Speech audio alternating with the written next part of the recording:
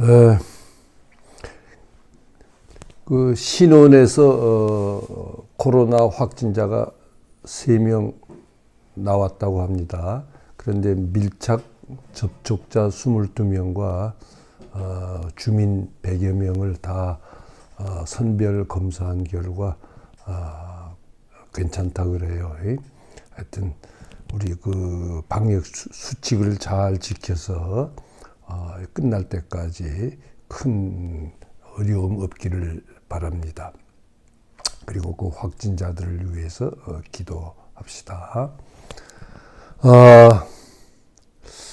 로마서의 주제가 무엇이냐? 학자들은 거의 로마서 그 1장 16절, 17절에 나오는 복음에는 하나님의 의가 나타나서 모든 사람을 구원하는 일을 하신다. 이게 주제라고 그렇게 이제 학자들은 주장을 하는데, 니그렌이라는 사람은 화란 쪽 아마 학자죠. 근데 그분은 믿음이 무엇이냐? 믿음은 순종하는 것이다.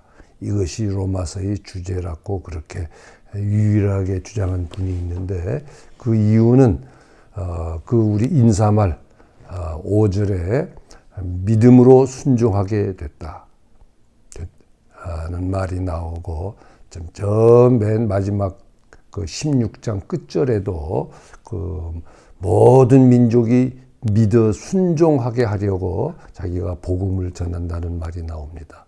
그래서 그분은 그걸 근거로 해서 믿음이라 그러는데, 저도 그렇게 생각하는 경향이 있습니다.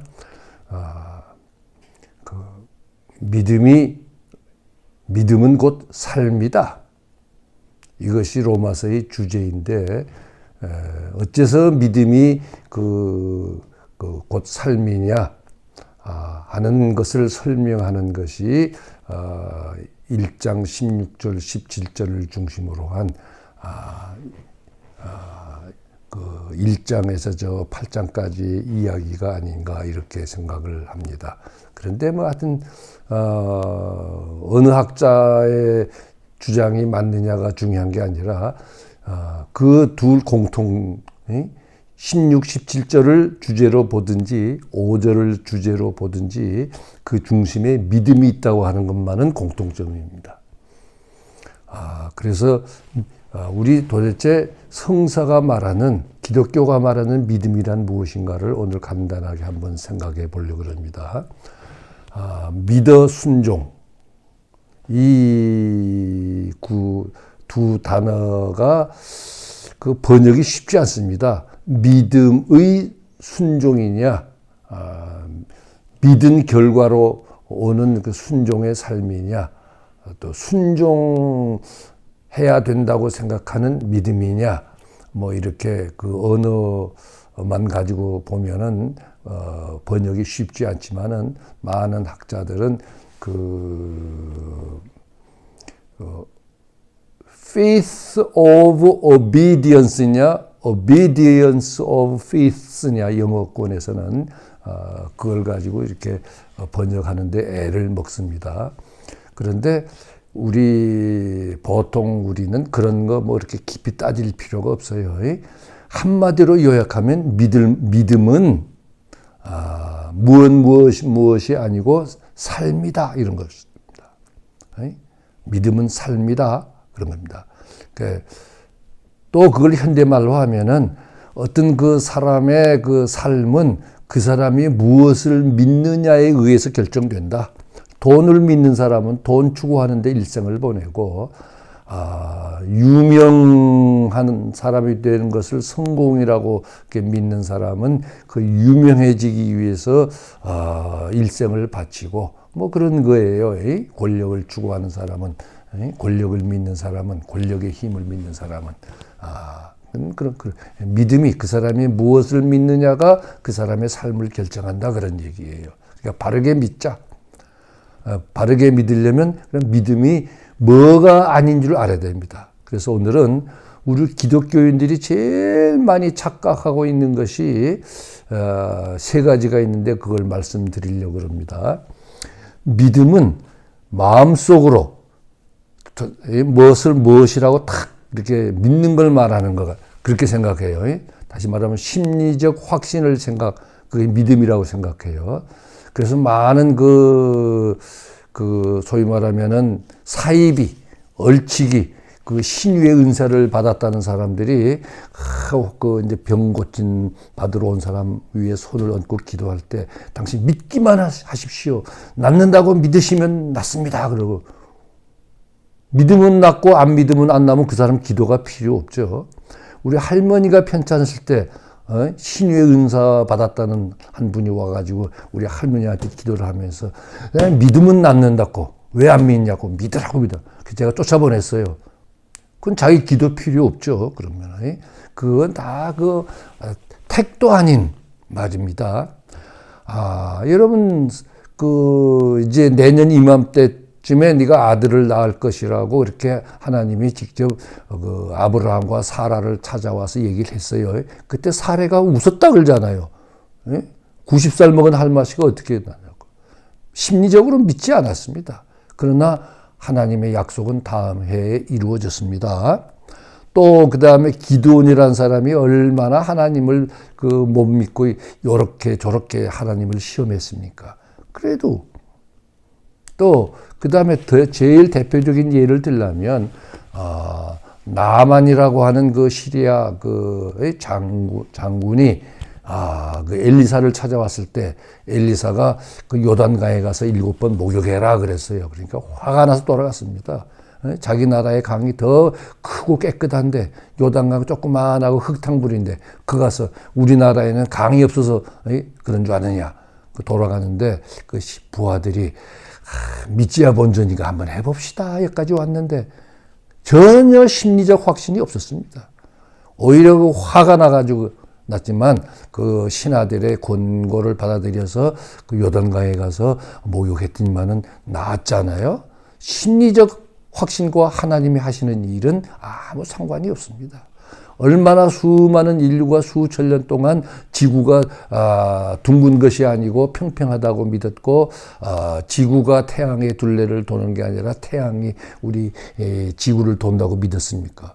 그런 사실과 심리적 확신은 아무리 얼마나 오랫동안 많은 사람들이 집단이 확신한다 그래도 그건 하나님이 하시는 일과는 상관이 없고 사실과도 상관이 없습니다.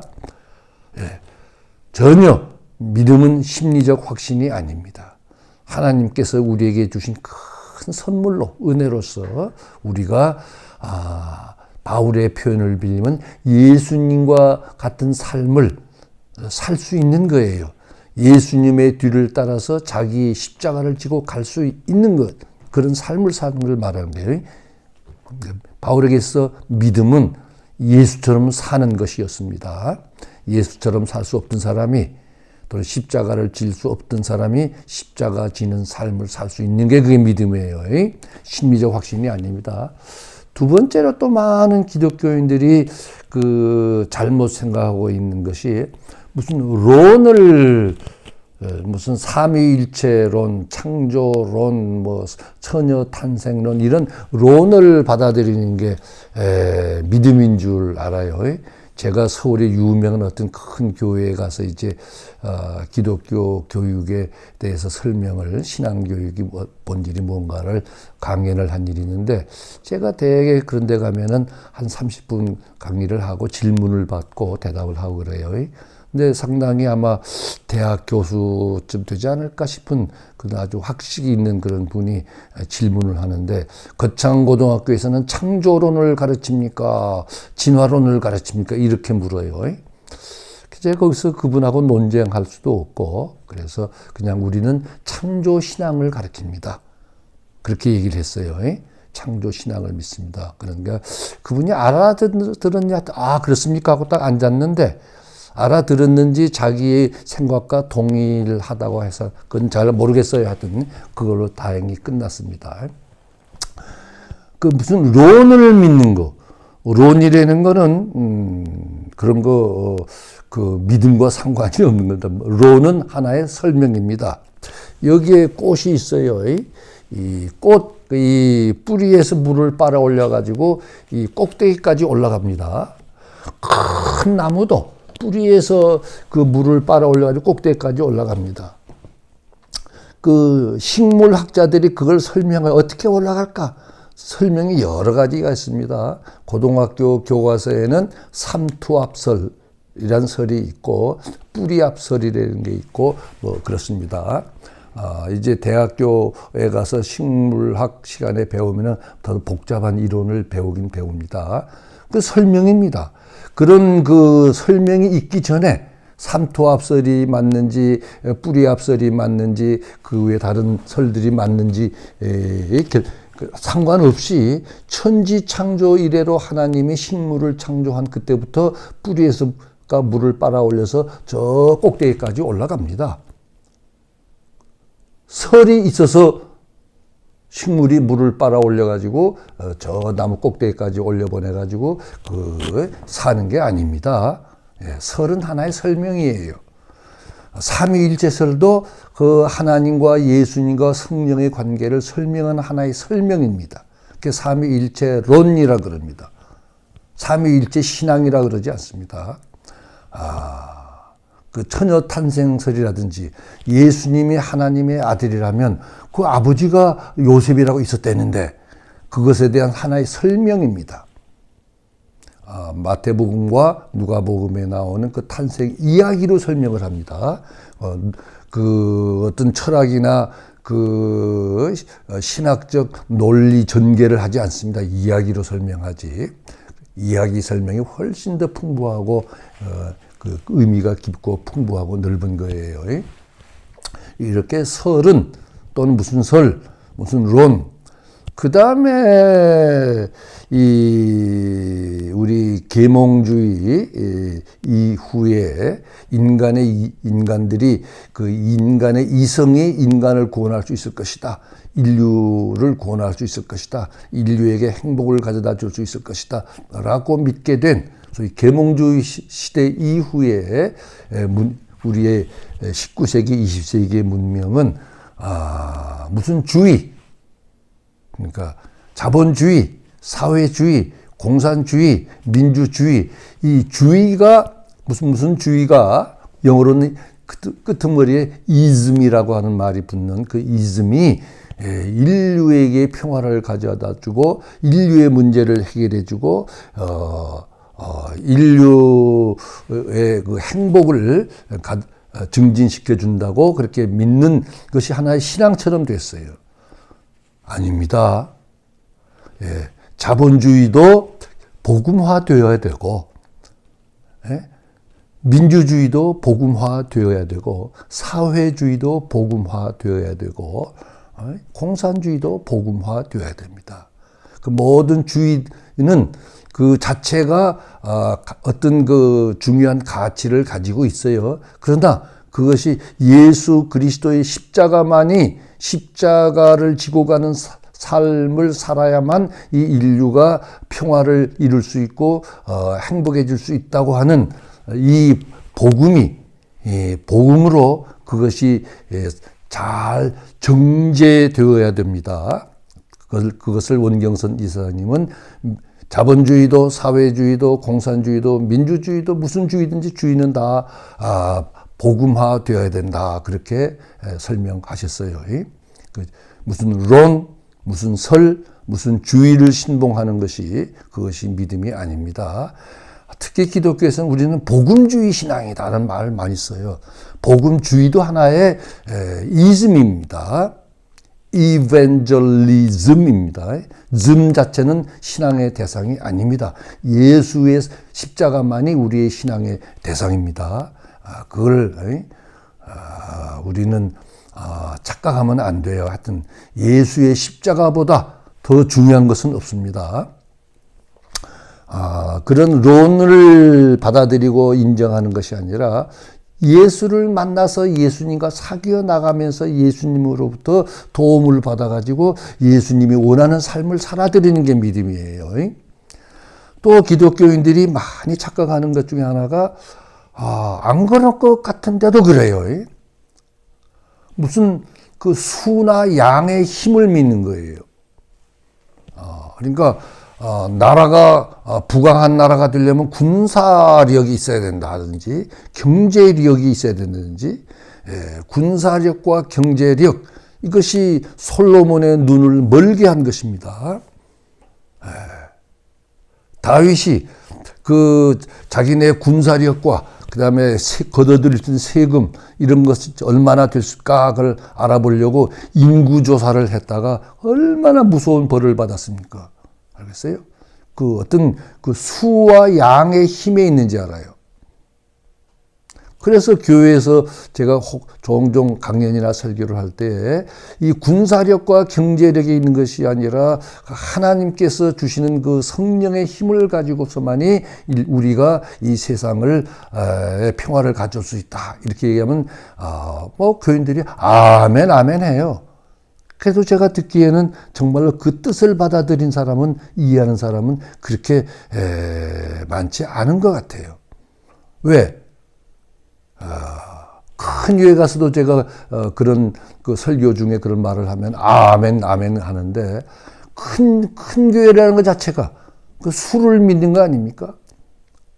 이기선 목사님의 설명에 의하면은 학교에서 한 반에 몇십 명을 놓고 일주일에 엿새를 가르쳐도 그 인격 교육이 힘든 건데, 영혼의 문제를 다룬다 하는 교회가 어떻게 80명이 넘는 교인을 한 목사가 이렇게 그 돌볼 수 있는, 영혼을 돌볼 수 있느냐. 그렇게 이기선 목사님은 늘 말씀을 하시고, 교회의 교인 수는 80명이 넘으면 안 된다 그러셨어요. 오늘날 교회가 교회의 힘이, 교회라고 하는 종교의 힘이 수에 있는지 알고, 어쩌든지 교인 수를 불클려 그러고, 헌금 액수가 많아야 되는지 알고, 그 다음에 개신교가 여의도에서 100만 명 모으기 하는 큰 집회를, 성령 폭발 대회니 뭐 이런 걸 하면, 그 다음에 캐톨릭도 따라서 교황이 올 때에 100만 명 모으기, 그게 그 캐톨릭의 힘을 보여주는 걸로 생각하고 개신교의 힘을 보여주는 걸로 생각하는 거예요. 아닙니다. 믿음이라고 하는 것은 그런 힘을 믿는 게 아니라, 힘을 의지하는 게 아니라, 힘이 우리에게 그 평화, 행복, 다시 말하면 구원을 가져다 줄 수 있는 것이 아니다. 그런 걸 믿는 거예요. 거꾸로 생각할 때 표현하면. 그리고 오직 예수 그리스도의 십자가만이 인류에게 평화와 행복과 구원을 가져다 줄 수 있다는 것을 믿고 그 예수님처럼 사는 거예요. 바울의 표현을 빌리면 그 4장과 8장에서 그렇게 얘기를 합니다. 예수 그리스도를 죽은 자 가운데서 살려주신 하나님이 우리도 예수님처럼 살다가 죽으면 우리도 살려주실 것을 믿고 예수처럼 사는 것이다.